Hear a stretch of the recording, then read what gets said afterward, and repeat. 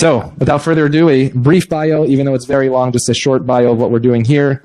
Bassem Eid, Jerusalem-based political analyst, human rights pioneer, expert commentator. As we said, from East Jerusalem, now living in Jericho. Publicly, Bassem Eid condemned the widespread murder of Palestinian dissidents. Often, he came under attack by some Palestinian leaders. And in response to the deterioration of the human rights situation under the PA, that's the Palestinian Authority, Bassem Eid founded the, sorry, it got cut off here. Palestinian Human Rights Monitoring Group. Again, this is a story that we often don't hear on TV. And so the fact that we have Bassem here telling his story, and God willing, when we walk out of this room, we will all also tell your story as well. So Bassem will speak for about 20 minutes. I'll have a few questions, and then there's Rebecca. Thank you, Rebecca. And then we'll have the opportunity to have a conversation. So without further ado, Bassem Eid. Yes, thank you. Yes, good evening to everybody. And Shabbat Shalom again. It was really for me very interesting service here. You know, I was in many synagogues here in the US. But this one is very special. I might come again, yeah, to watch it and to participate. Yeah.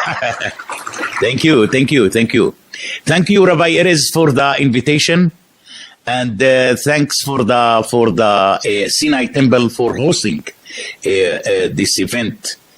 I think that the most interesting thing right now that everybody is asking himself is what next after what's happened in May between Israel and the Hamas.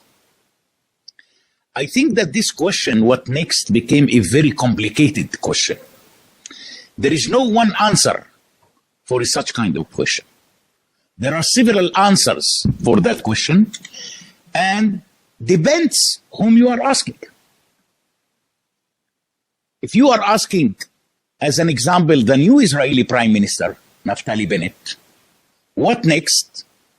Naftali Bennett just will tell you that probably within few months, another round will take place. The Israeli Prime Minister. If you will ask the Hamas, what next? Then the Hamas said probably within a week, the second round will start. And that's making everybody scared. Especially those Israelis who are living so close to the border of Gaza. And of course, those who are living in Gaza itself. And the question is, till when the Hamas will continue sacrificing 2 million innocent people in Gaza? And the question is, when the international community is going to interfere here? The problem is not only Israel, the problem also the Hamas. The international community right now is talking about how we are going to reconstruct Gaza. How many times you can reconstruct Gaza? How many times? How many billions of dollars you are going to spend to reconstruct Gaza? The problem of the world is only Gaza? People are starving in Africa. But looks like that the international community, and especially Europe, by the way, became a part of the conflict rather than a part of the solution. This is how the international community is acting. So stupid sometimes when you are looking to to an European leader who are standing and saying that we are in Europe supporting the two-state solution for two people. That's really a very stupid leader. You know why he is stupid? Because the Palestinians are totally against the two-state solution for two people. The Palestinians already have their own solution. You know what is the Palestinian solution to the Israeli-Palestinian conflict? Three-state solution for two people. Because look to the Hamas these days. They are building their own Islamic emirate in Gaza. President Abbas is building his own empire in the West Bank and the state of Israel. This is how we are living in the past 12 years. And looks like that everybody is so satisfied with his own. This is the solution, friends. This is the solution. Tell me, who can unite Gaza with the West Bank? Show me. Show me who can unite the Fatah with the Hamas. It's over. That's it. These people are divided forever. Forever. Don't ever expect that Gaza will be a part of the West Bank or the West Bank will be a part of Gaza. It's over. And that's exactly the Iranian agenda. Iran is paying billions of dollars in terms to keep that deal. In terms to keep that deal. Why to keep that deal? Because the political agenda of Iran is how we can continue disturbing the internal Israeli security. And how we can continue disturbing the internal Israeli security via the Hamas in the south, in the north, in the south, and via the Hezbollah in the north. That's it. So Israel became right now like a sandwich between two terrorist organizations. So how Israel can make peace? I am a person who believes that if the new Israeli Prime Minister Naftali Bennett tomorrow will meet with President Abbas, probably the first question he is going to ask Abbas, whom you are representing, Mr. President? Gaza Strip, West Bank, or Palestinians diaspora? In my opinion, President Abbas only representing his wife and his two sons. I think that the majority of the Palestinians almost lost the trust in their own leadership. The majority of the Palestinians knows that their leadership are so corrupt, if it is Fatah or it is the Hamas. If you will come today to any ordinary Palestinian in the West Bank and asking him, what are the most three priorities that you are seeking? He will say a job to survive, to secure the education system and the health system for my children. Nobody is talking about settlements. Nobody is talking about the wall. Nobody even talking about the foundation of the Palestinian state. Because we almost fed up. We almost fed up. We want to survive. And we want to survive in dignity. I use sometimes to meet friends in refugee camps in the West Bank. You know what I'm telling them? I'm telling them that homeland is not the place where you're born.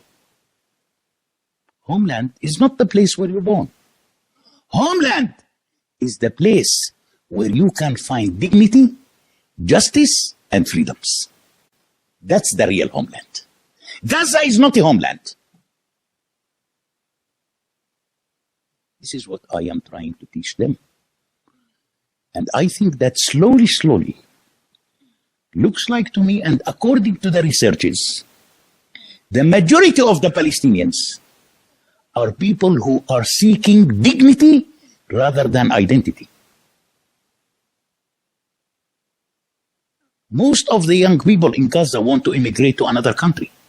They have no problem to get a German citizen, or a UK citizen, or a French citizen, or American citizen. That's exactly what they want. They don't want to be in Gaza. So don't blame the Gazan when they are supporting the Hamas.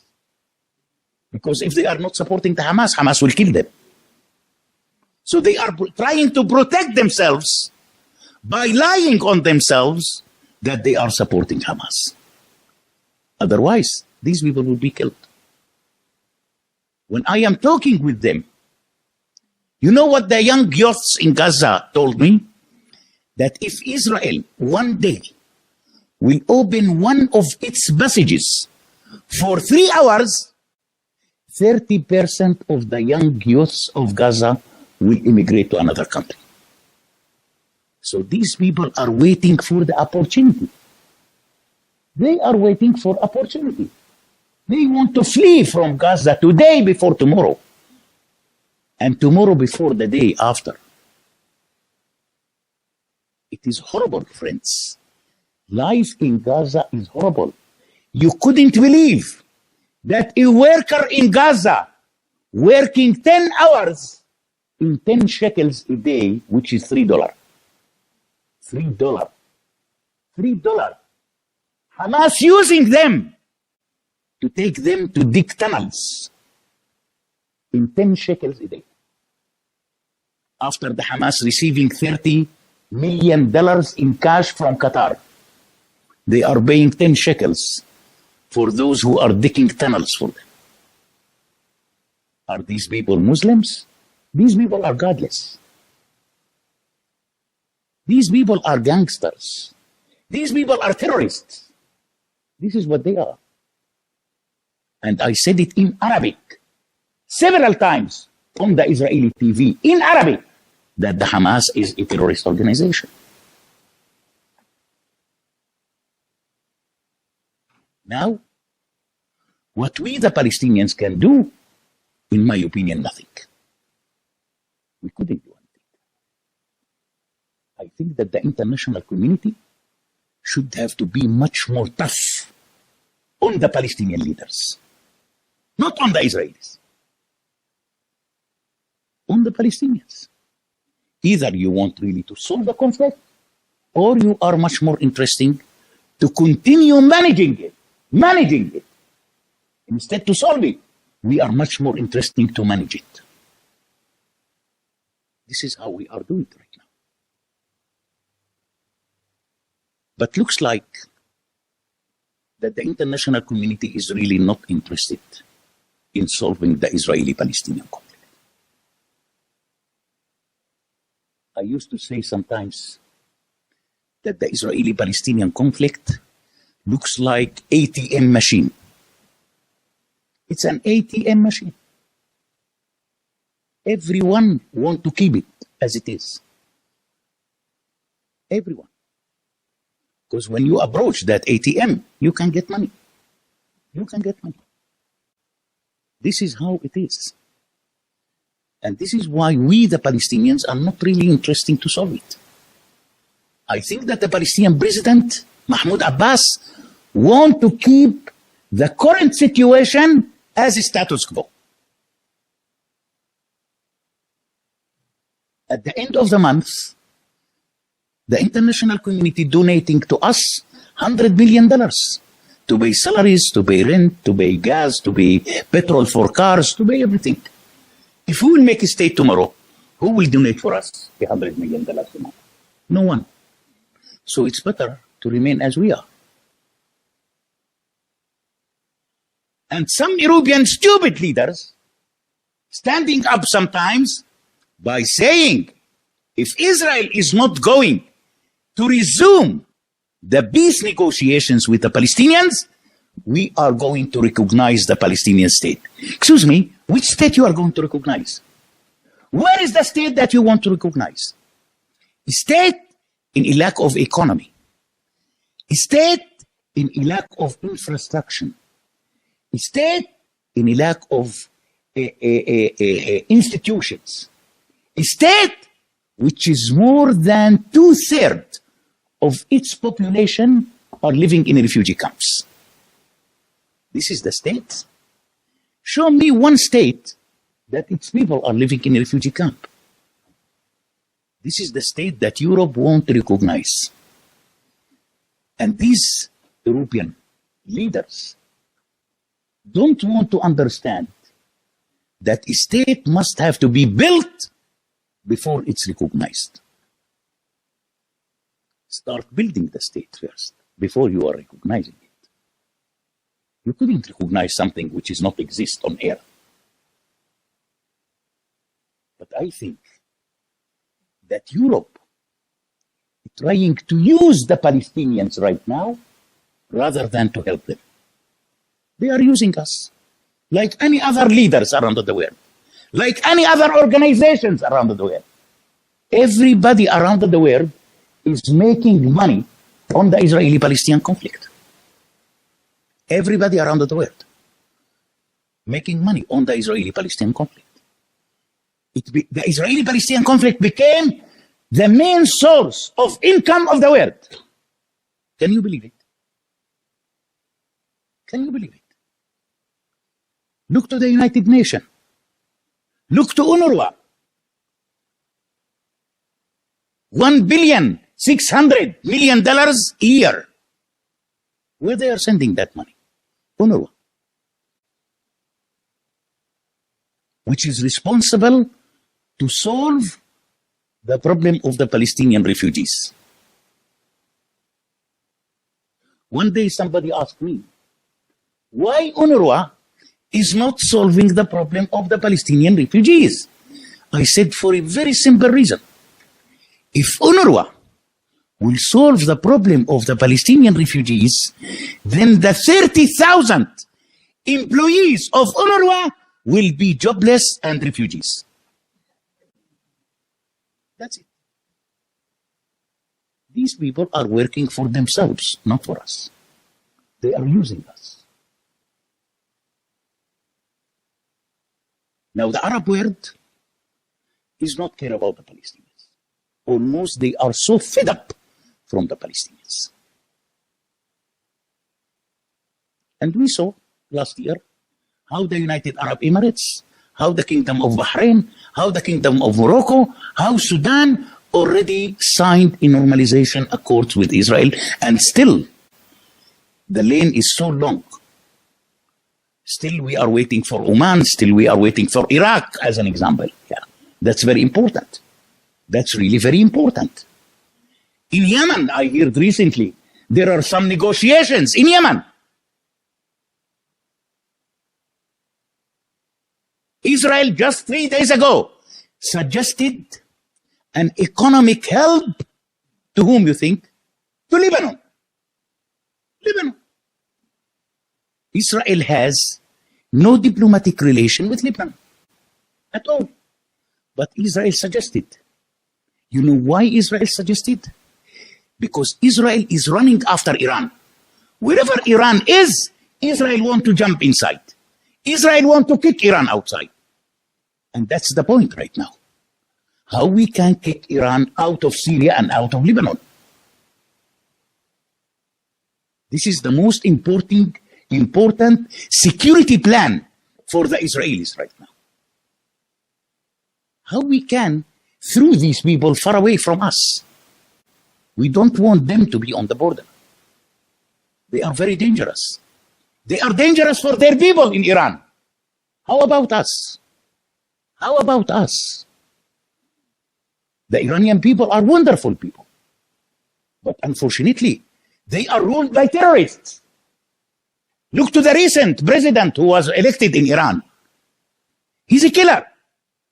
He will never ever in his life will be invited to the United Nations to give a speech because he will be arrested at the JFK airport. So which president you have?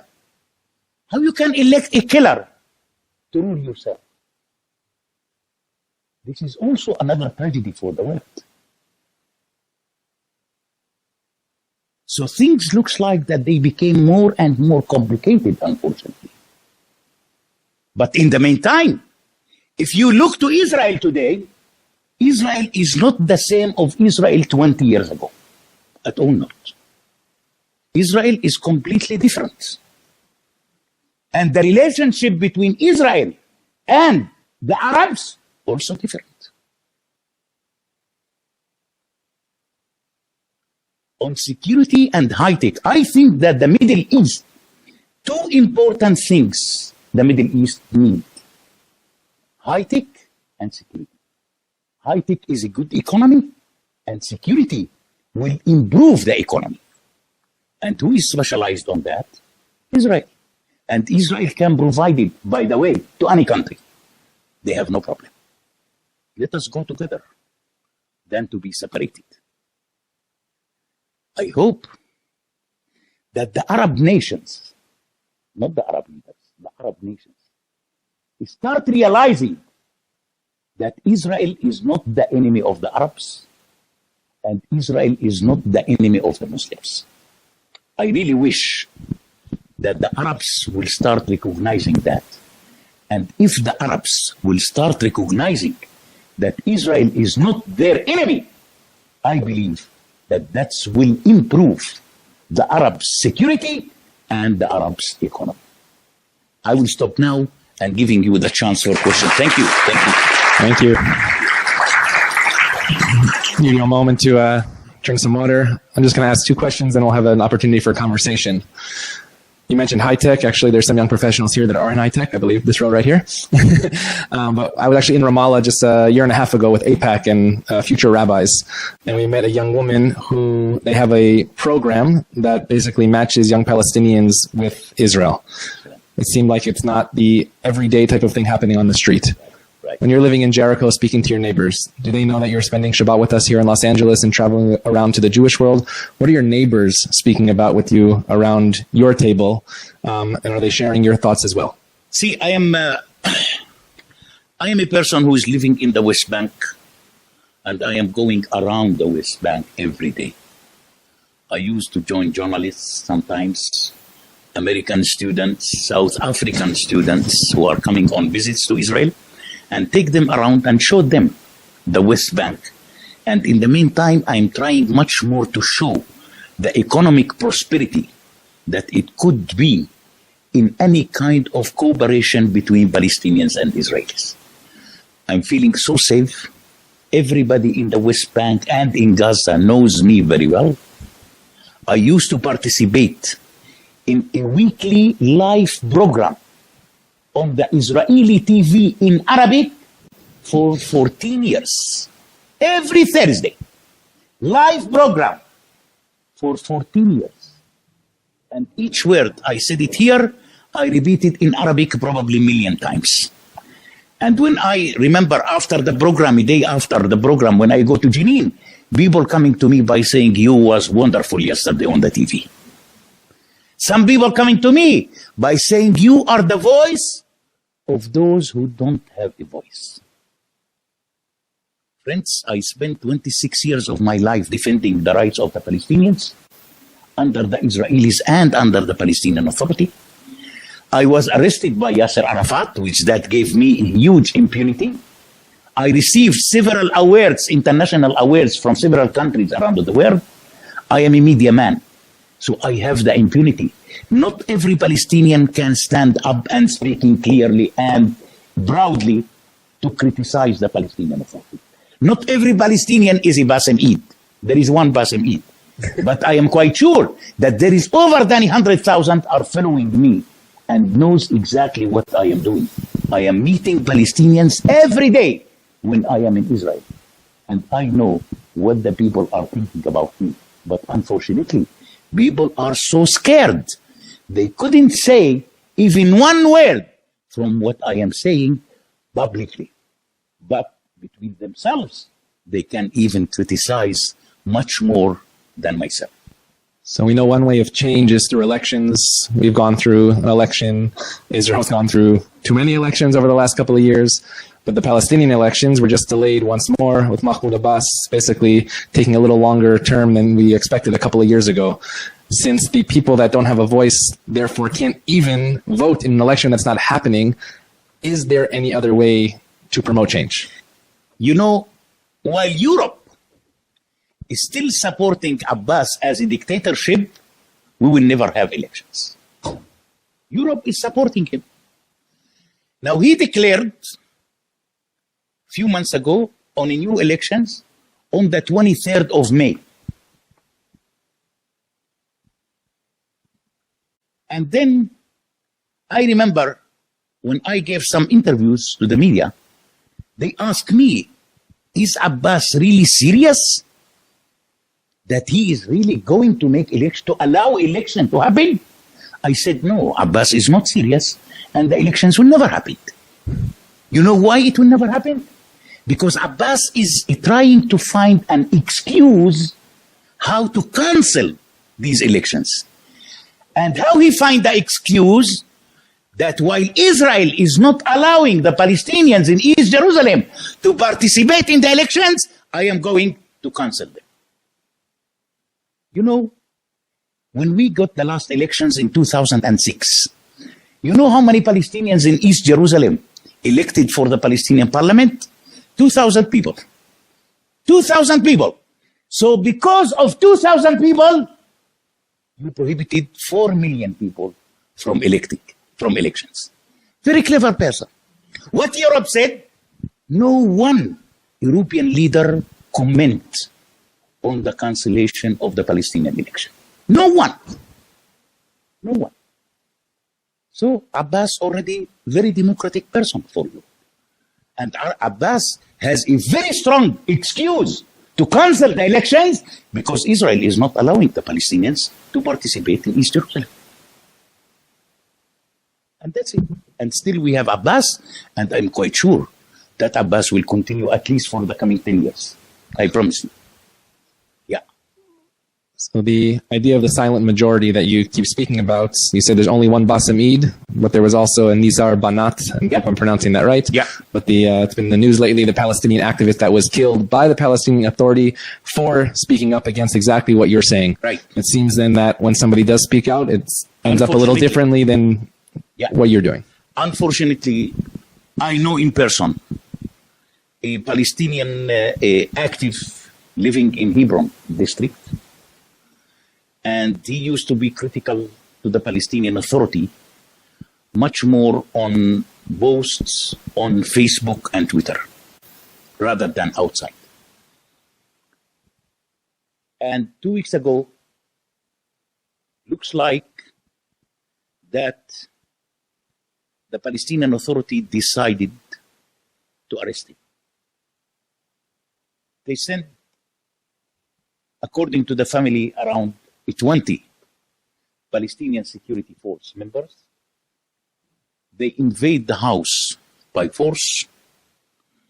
They beating him, Nizar Banat, inside the house till this guy get a heart attack. And he died. He died between their hands.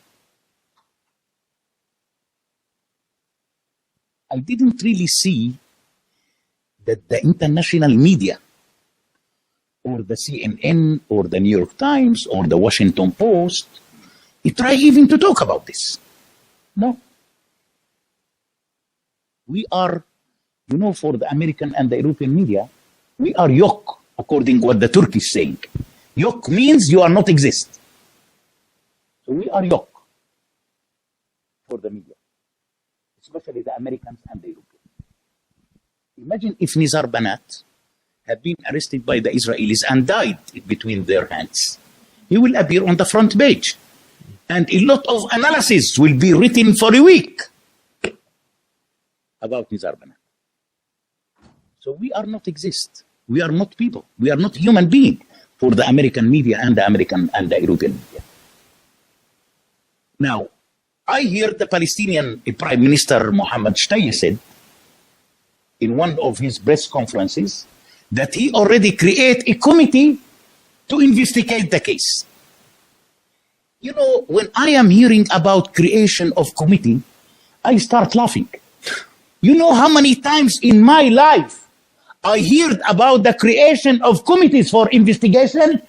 Hundreds of times, but I never saw any conclusions or any evidence. I never.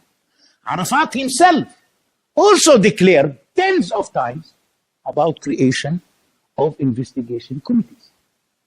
But this is what we hear. So we used to say in Arabic, very interesting thing. If you want to bury a story, create an investigation committee. So when I heard that the Prime Minister already created investigation committee, I understood that the story of Nizar Banat almost buried with him. You will never hear what's going on. That's it. So my last question before we open it up is, it's easy to listen tonight and feel good about what you're saying as a Jew in Los Angeles and as a supporter of the State of Israel. but what can we do here in Los Angeles as a Jewish community to support your message of what you are trying to get across here tonight and around the world? In my opinion, as individuals, if they are Jewish or Americans, unfortunately, you couldn't do that much in the Israeli-Palestinian conflict. You couldn't. But I wish from the Jewish people and the American people here to try to impose more and more pressure on your own representatives and your senators that the situation of the Palestinians must have to be improved a little bit. Not by the leaders, leave the leaders. I think that the American administration and Europe can spend more and more money in building a strong Palestinian economy. And that's leading me, 2 years ago, to President Trump. Sometimes when we talk about Trump, unfortunately, the majority of the Americans don't like him. But in my opinion, he is the real leader in solving the Israeli-Palestinian conflict. He is. We know what he called the deal of the century. Everybody heard about it.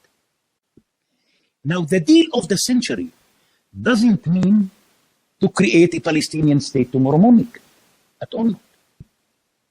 The deal is talking much more about the economic aspects to the Palestinians. And I think this is what exactly we need. That's exactly what we need. We don't need a state right now. I don't think that even we deserve a state right now. Let us build the economy. I am a person who believes that a strong economy, it probably will pave the way towards a future peace between the Israelis and the Palestinians. I am a person who believes that while you are increasing the Palestinian economy, that's probably will decrease the Palestinian violence. I think that this is a very important message, and this is the message that I wish you can forward it to your own representatives and your own senators. So we have time for just a few questions. Lots of questions. You're going to be here all week, right? So just going to ask if we keep it to questions and not comments, so we have a chance for everybody to be heard, and we'll start this. Let's do it shortly, yeah. Yeah. Do you want to hear a few questions then summarize? No, question by question. I will summarize it. You're the boss. Yeah. Please, just to speak in loudly that everybody can hear the question. I don't want to repeat questions. In the latest fighting between Israel and Hamas, something happened in the streets of Israel between the Israelis and the Arabs. How do you see that? This is a very important question. You're right. And I think, I used to say, if Hamas succeed in anything in the last fight with Israel, they succeed in one thing. What is the one thing? That the Hamas succeed to destroy the coexistence in the joint city in Israel, which took the Israeli Arabs and the Israelis 73 years to build it. What has been built in the past 73 years, Hamas succeed to destroy it in 10 days. That's horrible. Until today, I am personally shocked how the Israeli Arabs has been bullied by the Hamas. But in the meantime, we have to know that those gangsters that we saw them on the TV, they were a couple of hundreds. They were not thousands or tens of thousands. Because over than 90% of the Israeli Arabs were against such kind of a storm of violence. Most of the Israeli Arabs would love to continue living in peace in Israel, because the majority of the Israeli Arab knows that their life under the Israelis is much better than any other Arab country. They know that very well. But unfortunately, the leaders of the Israeli Arabs disappeared during that period. Especially the Israeli Arab member of Knesset. They just disappeared. They were scared to show up and to speak. I think that the only courageous Israeli Arab member of Knesset is Mansour Abbas, the one who joined Naftali Bennett recently with the new government. I think that this is the guy that I am building a lot of hope on him, that he probably will start reconstructing the Jewish Israeli Arab coexistence.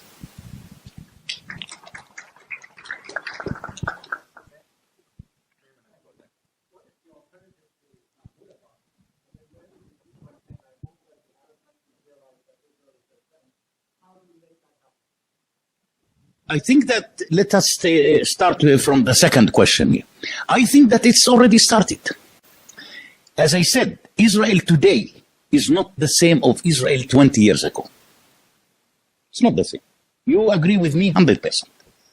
So slowly, looks like that the Arabs start recognizing that Israel is not the real enemy. If you will come today to the Gulf and ask them who is the real enemy of the Gulf, everybody will tell you Iran, not Israel. So that's very important, and I think that it is a very good step. I think that Israel recently has more and more cooperation with the Israeli Arabs, including Saudi Arabia. At least Israel right now is allowed to fly to Bangkok, to Thailand, to Asia, crossing the airspace of Saudi Arabia. That's very important. That's very important. I believe that within the time, the Arabs will start realizing more and more that the Arabs can only benefit from Israel, and Israel will never cause any harassment to the Arabs. Now, towards Abbas, how we can get rid from Abbas, I really don't know. Every Palestinian waiting for Abbas to pass away. But as I told you, these dictators has long life. Because when he started coughing, they took him to the biggest hospital in Germany. It's not a tablet of aspirin like me to take it and to sleep. Yeah? This is the problem. He is right now 84 years old, and he looks very strong. He looks very strong. That's a problem. Don't forget, Shimon Peres, when he died, he was 94. So this is why I said probably Abbas will continue ruling the Palestinians for the coming 10 years.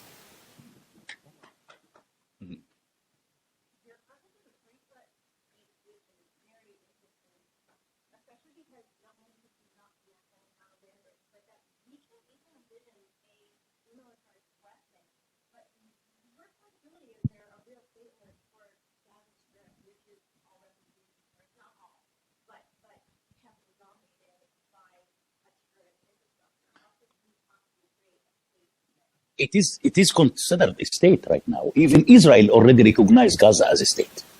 Even Israel. Never mind who is ruling it. Never mind.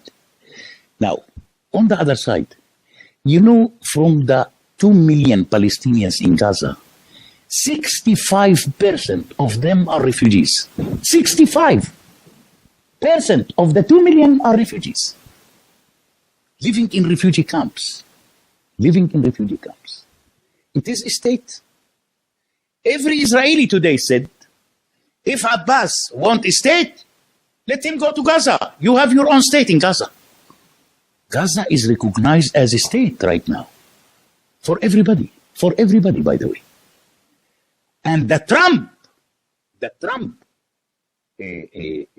deal of the century of Trump was how to extend the Gaza Strip, how to buy land from the desert Sinai, the Egyptian Sinai, and to annex it to Gaza Strip. And Trump suggested over than $200 billion to the Egyptians for that. $200 billion he suggested to the Sisi if you will give some land from Sinai and to annex it to Gaza and let us build the Palestinian state over there. So Gaza these days considered as a state. Never mind who is ruling it. Never mind how the Hamas looks like. But unfortunately, it is a state right now. And it is an Islamic emirate even more than a state. It is an Islamic emirate. And this is why it lets me, to talk about the three-state solution. You couldn't believe that the Palestinian Authority in the West Bank today, since the Hamas took over the Gaza Strip in 2007, until today, the Palestinian Authority in the West Bank is not allowing any Gazan to come to the West Bank. You couldn't believe it.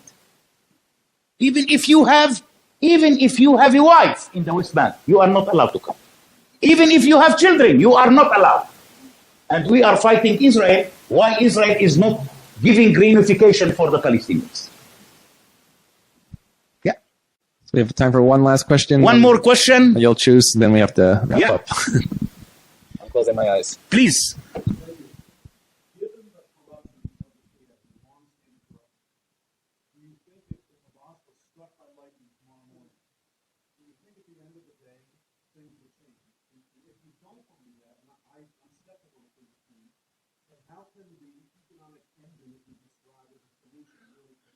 First of all, I think that each Fatah member today want to be president. Each Fatah want to be president. And each Fatah member is corrupt. So let us put, the presidency and the Fatah and everything aside. Now, how we can improve the economy? Of course, that there are so many ideas how to improve the economy. If the United States want to donate, let's say, $100 million to improve the Palestinian economy, let us hire workers from Japan, bring them with engineers, and they can show us the plans, what they can do in the West Bank in $100 million. Don't ever try to involve the Palestinians. Leave the Palestinians. Bring Japanese and give them the money. They will give you a wonderful industrial zone, in my opinion. Yeah. Yes, please. Let us A bonus question.